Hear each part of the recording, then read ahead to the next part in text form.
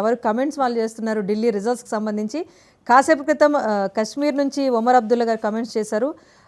మనం కొట్టుకొని ఏం సాధించామని చెప్పేసి ఆయన ఘాటుగానే వ్యాఖ్యానించారు. ఇప్పుడు మాజీ మంత్రి కేటీఆర్ అయితే చాలా సెటైరికల్గా ఆయన కమెంట్స్ చేశారు.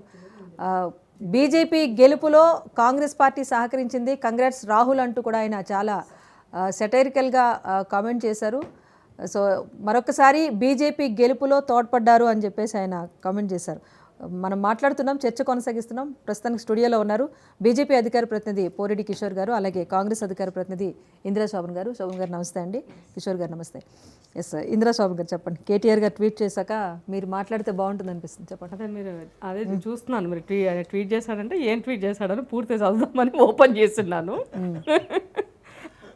అంటే ఇప్పుడు ఆయన ఆనందం ఎంత ఉందంటే అలా చెల్లెలు చేసిన పనికి కేజ్రీవాల్ ఇంటికి పోయే పరిస్థితి వచ్చింది, పార్టీ కన్వరయ్యే పరిస్థితి వచ్చింది. సో దానికి ఆయన కంగ్రాట్స్ చెప్తే ఎవరు చెప్పాలా? ఆయనకు చెప్పాలా?